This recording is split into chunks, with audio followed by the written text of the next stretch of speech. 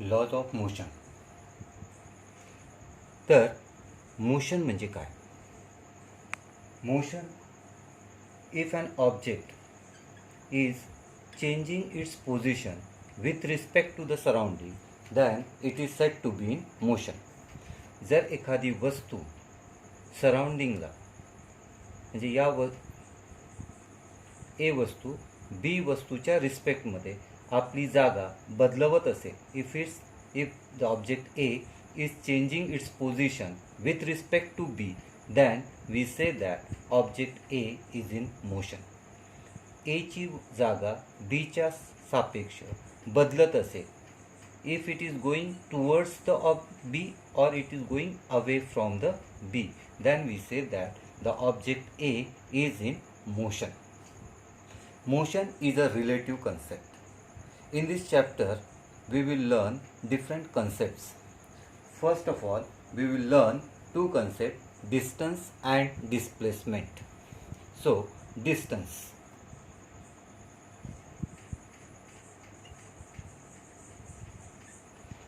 Actual distance traveled by the object or actual length traveled by the object. For example, if an object starts from point B, A, and travels in a straight line up to B, the length traveled by an object from A to B is 3 meter. Then we say that distance is equals to 3 meter. Means जर एखादी वस्तू, एखादा object A पासून सरळ रेषेमध्ये बी पर्यंत जात असेल तर ए पासून बी पर्यंतचं अंतर 3 मीटर आहे. म्हणजे distance travelled by the object from A to B is 3 metre. Second example आपण घेऊ. If an object starts from A and it travels in a straight line up to B, then it turns in 90 degree and travels a distance up to C. एक वस्तू A पासून B पर्यंत सरळ रेषेत आले. It covers a distance of 3 meter. Then at B it turns in 90 degree. 90च्या डिग्रीमध्ये तो turn झाला आणि बी पासून सी पर्यंत अंतर 4 metre. So distance travelled by the object is 3 plus 4, that is 7 meter. जर पाथ सर्क्युलर असेल, if the path is circular, object starts from point A and complete one round. If the circumference of the round is 300 meter, then object travels a distance is 300 meter. If an object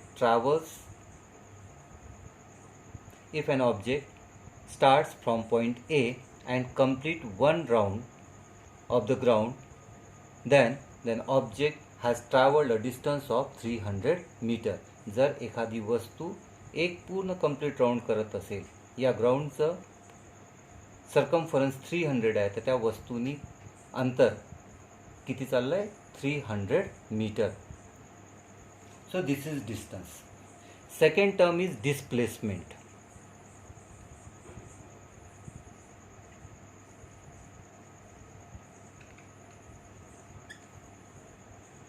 The minimum distance between the initial point and final point is known as displacement. This A is initial point and this B is final point. A हा initial point आहे, B हा final point आहे. Object travels a distance from A to B 3 metre आणि displacement is displacement is also 3 metre. कमीत कमी अंतर ए पासून बी पर्यंतचं कमीत कमी अंतर हे 3 मीटर आहे. If an object is travelling in a straight line, जर तो सरळ रेषेमध्ये असेल तर डिस्टन्स आणि डिस्प्लेसमेंट हे सारखेच असते. सेकंड एक्झाम्पलमध्ये एक वस्तू ए पासून बी पर्यंत, त्यानंतर 90 डिग्रीनी टर्न होत आहे आणि मग बी पासून सी पर्यंतचं. आता डिस्प्लेसमेंट म्हणजे हा इनिशियल पॉईंट ए आहे आणि हा फायनल पॉईंट सी आहे. तर या दोघांमधलं अंतर म्हणजेच डिस्प्लेसमेंट. हा ट्रायंगल, राईट अँगल ट्रायंगल तयार झाला आणि राईट अँगल ट्रायंगलची ही अपोजिट साईड म्हणजे हायपोटेन्यूस. यासाठी आपण पायथागोरस थेरम वापरणार. पायथागोरस थेरम आहे hypotenuse square is equals to side square plus side square. Hypotenuse आहे ए सी, तर A C square is equals to एक साईड आहे ए बी म्हणजे A B square, second side आहे B C म्हणजे B C square. A C square is equals to A B 3 म्हणजे 3चा square आणि B C आहे 4 म्हणजे 4चा स्क्वेअर. तर A C square is equals to 3चा स्क्वेअर 9 प्लस 4चा स्क्वेअर 16 म्हणजे A C square is equals to 25. A C is equals to taking square root on both sides under root 25 that is 5. म्हणजे इथे distance आहे 7 आणि displacement आहे 5. तर displacement हे नेहमीच डिस्टन्स इतकं असू शकते, equals to the distance or less than distance. Displacement हे डिस्टन्स इतकं असू शकते किंवा डिस्टन्सपेक्षा कमीही असू शकते. तिसरं एक्झाम्पल आपण सर्क्युलर पाथचं घेतलं होतं. आता इथे ऑब्जेक्ट ए पॉईंटपासून निघत आहे आणि एक कंप्लीट राऊंड पूर्ण करून परत ए पर्यंतच येत आहे. इनिशियल पॉईंट पण तोच आहे आणि फायनल पॉईंट पण तोच आहे. म्हणजेच डिस्प्लेसमेंट इज इक्वल्स टू 0. कारण की इनिशियल पॉईंट आणि फायनल पॉईंटमधलं अंतर 0 आहे. कारण की जिथून त्यांनी सुरुवात केली तिथेच तो एंड करत आहे. म्हणजेच डिस्प्लेसमेंट इज 0. डिस्प्लेसमेंट 0 असू शकते. Displacement may be 0 but distance may not be 0. इथे डिस्टन्स 3 आहे, डिस्प्लेसमेंट पण 3 आहे. ही कंडिशन कधी आहे? जर ऑब्जेक्ट स्ट्रेट लाईनमध्ये ट्रॅव्हल करत असेल तर. जर 90 डिग्रीमध्ये टर्न होऊन राईट अँगलमध्ये जर तो ट्रॅव्हलिंग करत असेल तर या ठिकाणी डिस्टन्स पाहिला आपण 3 + 4 7 मीटर आणि डिस्प्लेसमेंट निघालं आपलं 5 मीटर. डिस्प्लेसमेंट हा डिस्टन्सपेक्षा कमी आहे. तिसऱ्या एक्झाम्पलमध्ये पाहिलं सर्क्युलर पाथ आहे. इनिशियल पॉईंटपासून सुरुवात केली आणि त्याच पॉईंटवर एंड केला. इथे डिस्प्लेसमेंट आहे 0 कारण इनिशियल पॉईंट आणि फायनल पॉईंटमधला डिफरन्स हा 0 आहे and therefore displacement is 0. So today we have learned two concepts, distance and displacement. Distance means actual path traveled by the object from one point to another.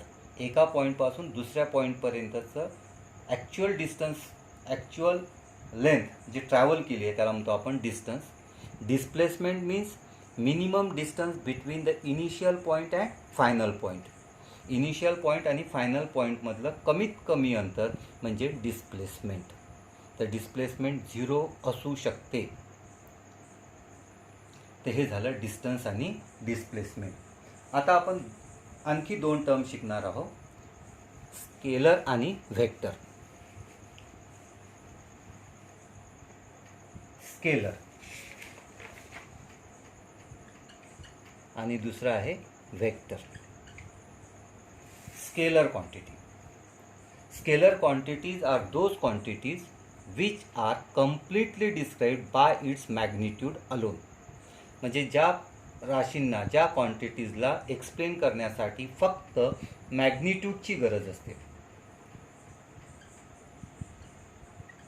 त्याला म्हणतो आपण scalar quantity. For example mass. एखाद्या वस्तूचं mass सांगायचं असेल तर आपण सांगतो mass of an object is 5 kilogram. आणि या 5 किलोग्रॅम म्हटलं की मासचा कन्सेप्ट आपल्याला क्लिअर होतो. म्हणजे इथे फक्त आपण मॅग्निट्यूड सांगत आहे. दुसरा आहे टाईम. किती वाजले? 4, 4 o'clock. तर इथे पण मॅग्निट्यूड सांगितलं की आपल्याला टाईमचा कन्सेप्ट क्लिअर होतो. त्यानंतर स्पीड.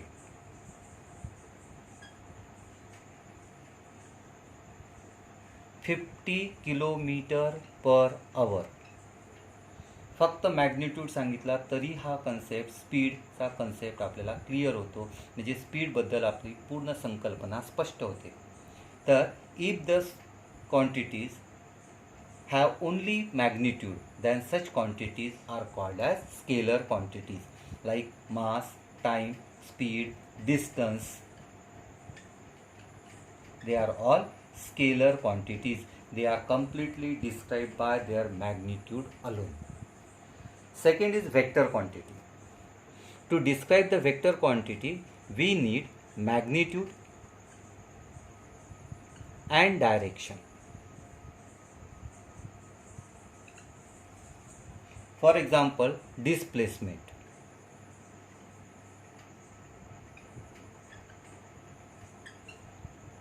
डिस्प्लेसमेंट सांगायसाठी आपल्याला डिस्टन्सही सांगावं लागेल आणि डायरेक्शनही सांगावं लागेल. म्हणजे आपण असं जर म्हटलं की an object travels a distance of 2 kilometre towards east. एक ऑब्जेक्ट 2 किलोमीटर अंतर पार केलेलं आहे अँड दॅट टुवर्ड ईस्ट. इथे आपण मॅग्निट्यूड सांगितला 2 किलोमीटर आणि डायरेक्शन सांगितलं आपण ईस्ट. म्हणजे the quantities which has magnitude and direction then such quantities are called as vector quantities. So scalar and vector. Scalar are the quantities which has only magnitude and vectors are those quantities which has magnitude and direction. ज्याला फक्त magnitude आहे ते scalar आणि ज्याला magnitude सोबत डायरेक्शनही सांगावं लागते त्याला म्हणतो आपण वेक्टर. जसं वेलॉसिटी आहे. वेलॉसिटी सांगताना स्पीड आणि डायरेक्शन दोन्हीही सांगावी लागते. तर velocity is also vector quantity. ज्या ज्या क्वांटिटीजला सांगण्यासाठी डायरेक्शनही सांगावी लागते त्या क्वांटिटीजला आपण वेक्टर क्वांटिटी असे म्हणतो. तर आज आपण 4 टर्म्स बघितले. पहिला डिस्टन्स, डिस्प्लेसमेंट, स्केलर आणि वेक्टर.